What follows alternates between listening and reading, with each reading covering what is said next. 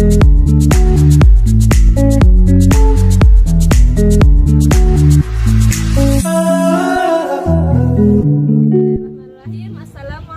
warahmatullahi wabarakatuh.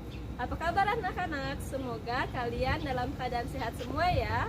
Bertemu kembali dengan Ustazah Roma. Hari ini kita akan belajar bersama. Silahkan disimak dengan baik.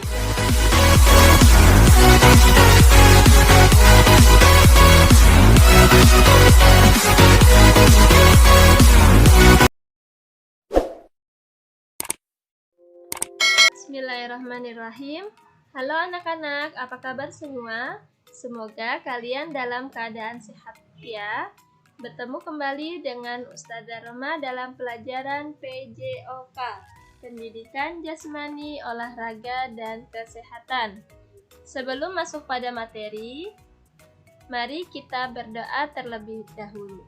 Berdoa dimulai.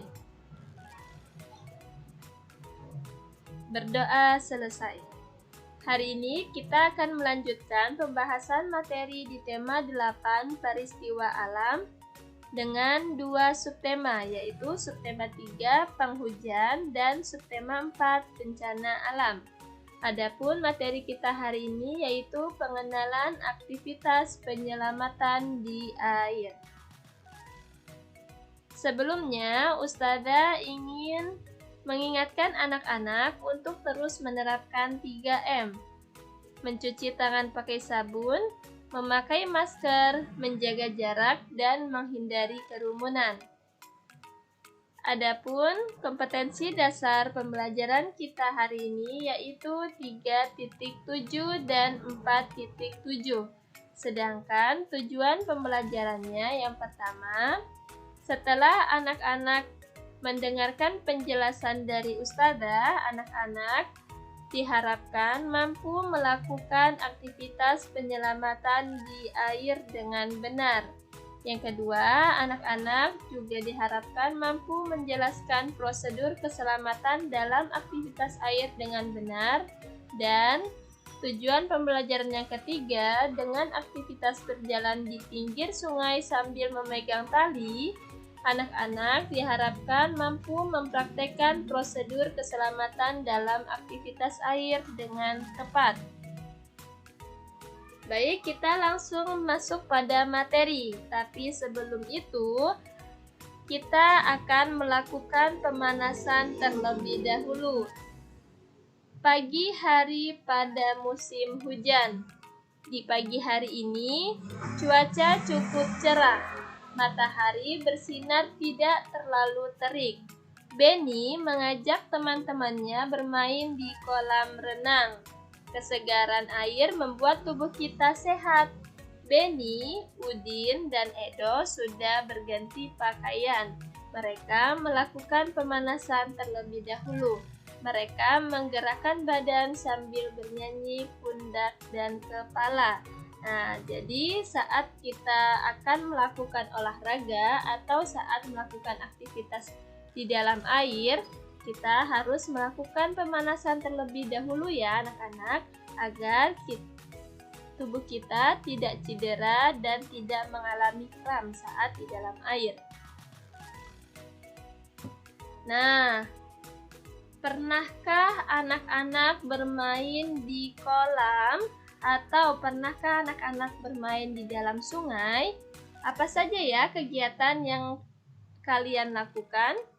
Nah, kita akan belajar kegiatan yang dapat kita lakukan saat bermain di kolam atau di dalam sungai. Kegiatan yang pertama yaitu berjalan di pinggir kolam renang.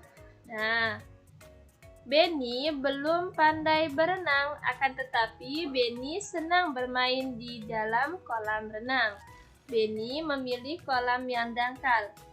Benny akan belajar berjalan di dalam air. Bagaimana cara Benny berjalan di dalam air? Yang pertama, pilihlah kolam yang dangkal seperti pada gambar di dalam layar. Mereka memilih kolam yang dangkal dengan sampai sebatas lutut saja ya, agar dapat berjalan di dalam air.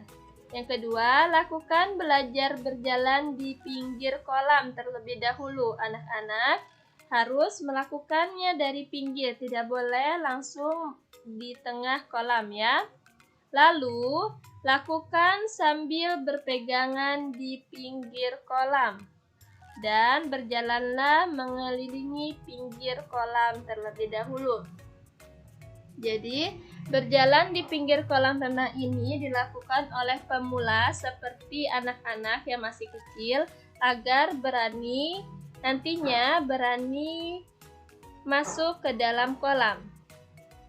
Lalu, kegiatan yang kedua yaitu berjalan di pinggir kolam renang sambil berpasangan. Kalau tadi kita lihat Benny dan teman-temannya berjalan satu-satu memegang pinggir kolam. Sekarang kegiatan yang dapat anak-anak lakukan bersama teman yaitu berjalan di pinggir kolam renang berpasangan. Bagaimana cara melakukannya? Yang pertama, pilih kolam yang dangkal, sebatas pinggang atau bisa juga lebih dangkal sebatas lutut saja. Lalu berdiri berpasangan, yakni 2 orang berjajar, 1 orang di pinggir kolam seperti pada layar ya. Satu memegang pinggir kolam dan yang satu memegang tangan teman. Anak yang berada di sisi kolam berpegangan di pinggir kolam, sedangkan anak yang satunya lagi memegang tangan teman pasangannya seperti ini. Contohnya ya anak-anak. Lalu berjalanlah mengelilingi pinggir kolam. Usahakan anak-anak dapat berlatih keseimbangan saat berada di dalam kolam ya. Jadi tidak tergelincir atau tidak licin di dalam kolam. Lalu aktivitas yang ketiga yaitu berjalan maju bersama. Kalau berjalan maju bersama ini memerlukan beberapa orang atau beberapa teman agar semuanya dapat maju berpegangan sampai ke pinggir kolam. Bagaimana cara melakukannya? Yang pertama, pilih kolam yang dangkal. Lalu berdiri dan membentuk barisan di dalam kolam. Bagaimana barisannya? Seperti pada layar ya anak-anak. Jadi harus mencukupkan seisi kolam dari pinggir kanan ke pinggir yang kiri ya.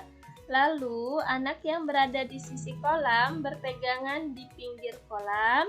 Dan sedangkan anak yang di tengah memegang tangan anak di sisi kanan dan kirinya. Semuanya berpegangan agar tidak terjatuh saat melakukan gerak berjalan maju di dalam kolam. Lalu berjalanlah maju ke depan secara perlahan. Seperti ini, mereka maju sampai ke guru di depannya ya. Nah, saat melakukan beberapa aktivitas di dalam air ini, tentunya anak-anak memerlukan pengawasan dari orang tua, terutama oleh ayah ya. Jadi anak-anak dapat aman saat melakukan aktivitas tersebut. Sekian pembelajaran dari Ustazah. Semoga anak-anak dapat memahami dan dapat mempraktekkan beberapa aktivitas di dalam air yang telah kita pelajari bersama.